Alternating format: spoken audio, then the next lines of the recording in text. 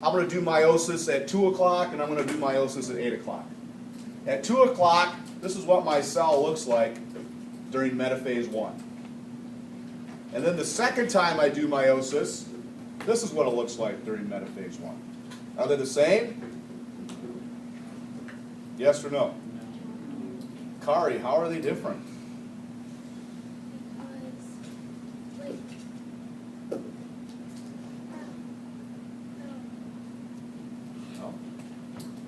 They're the same then, right? Are they? Well, there's both two of the same cell. Yeah. How are they arranged? They're arranged in. How so? Because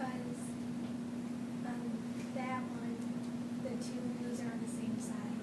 On that one, the blues are on the opposite side. Exactly. All right. Again, these are called tetrads. Notice how they're aligned. In this instance, just by random orientation, random chance, the blue ones ended up on the same side of the cell. They assorted that way. The next time you do meiosis, look at it. All right? We actually had one of the tetrads flip, didn't we? Just like the coin flips. And so one of the red ones ended up on the left. Or actually, what am I doing here? Yeah. One of the blue ones ended up on the right. Well, you can see what I'm talking about. Now, what's the big deal? Well, let's go ahead now and do anaphase 1. Let's pull our tetrads apart. All right. That means this cell has all blue. Let's say it's from Dad. This one has all red. And then you pull your chromosomes apart. Okay? All right, now the next time you make a sperm cell, look what happens. Look at this cell. See how it's different from this cell? You actually have one of Dad's chromosomes in the same cell as one of Mom's chromosomes. Then you pull those apart, look at the sperm cells. You've got different chromosomes in these, don't you, as compared to the ones in here. Why are they different? Independent assortment. Now imagine this. Imagine if you had 23 tetrads lined up. How many different ways could you flip your chromosomes before you flip them the exact same way? 8 million. 2 to the 23rd. So it goes back to the picture over here by Wallace. All right? Every time you do meiosis in your gonads, you start with a cell that has 46 chromosomes. From those 46, 23 end up in your egg cell or your sperm cell, right? Which 23? Totally random, and it depends mostly on how they line up during metaphase, doesn't it? You've got over 8 million different ways to line up 23 pairs of chromosomes. So you have over 8 million possibilities for your sperm cell or for your egg cell. 8 million. So go ahead and do meiosis every day, all day for the rest of your life. Chances are very, very small that you'll ever produce a sperm cell or an egg cell that has the exact same chromosomes because of independent assortment. Okay.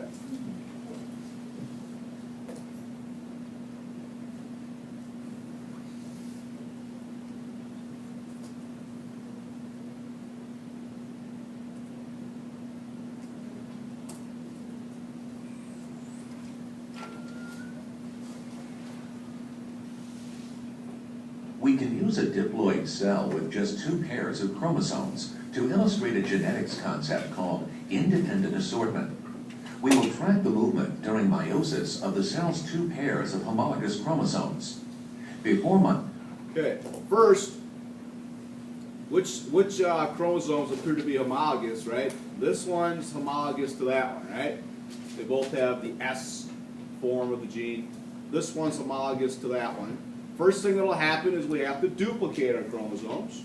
Before meiosis begins, the cell synthesizes new DNA and thereby replicates each chromosome. Early in meiosis, the pairs associate. What's that process called? What's that, Mr. Graham? Synapsis. Tetrad formation. Note that the chromosomes in a pair are not quite identical. In one pair, for example, one chromosome carries a recessive allele of a gene, such as a little s, and the other carries a dominant allele, such as a big S. The two pairs line up at the cell's midplane during metaphase 1 and may adopt one of two alternative alignments. The alignments provide the basis for independent assortment.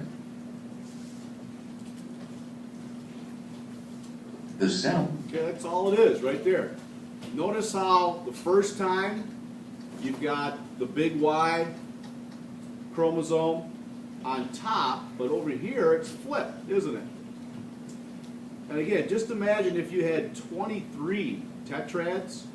You know, you flip this one, don't flip this. I mean, there's over 8 million different ways to do that.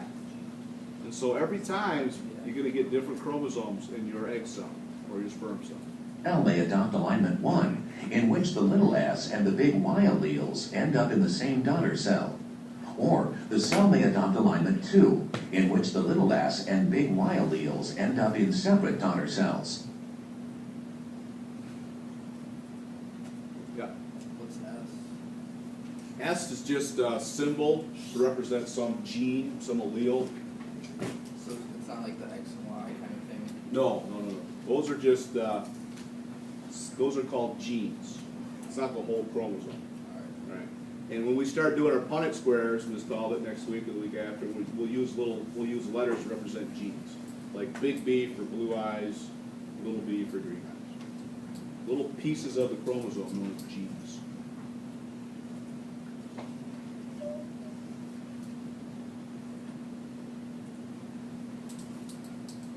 From a large pool of cells that initiate meiosis, on average, half of them adopt alignment 1 and the other half adopt alignment 2.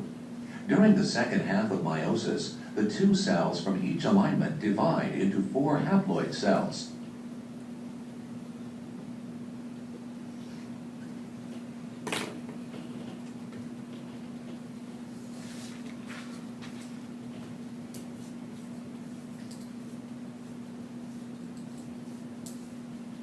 The result is an equal number of the possible genotypes. Little s, big Y. Okay, don't worry too much about that, but if you take a look, you know, the first time you did meiosis, you ended up with chromosomes that had a little s, and the second chromosome had a big Y.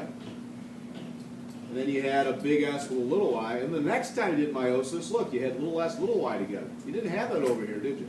So, again, variety, just simply because of how your chromosomes align during metaphase 1. Here's another way to look at it. Okay, you've got the striped chromosomes from the striped parent, and you have the solid ones from the solid parent. And your diploid number 6, you know, the first time metaphase happens, metaphase 1, maybe all the solid chromosomes end up on the left. All right. The next time you do metaphase 1, look what happened. Maybe the tetrad here at the top, maybe it flipped. The next time, maybe the both of them flipped. So now you've got the left on the striped on the left and 2 of them, and so on and so forth. There's actually 4 more ways to arrange those, aren't there? What's the big deal? Well, follow through. By the end of meiosis, you've got gametes that have either all solid parent chromosomes or all striped parents. But if you just flip one chromosome during metaphase 1, look what happens. Now you've got a sperm cell that happens to have 1 striped chromosome in there, along with 2 solids. And just imagine again if you had 23 of these. I mean, the chances that you'll ever produce a sperm cell with the same chromosomes in it, really, really small. Questions on that? Again, this should help you answer question number 4 from your concept check.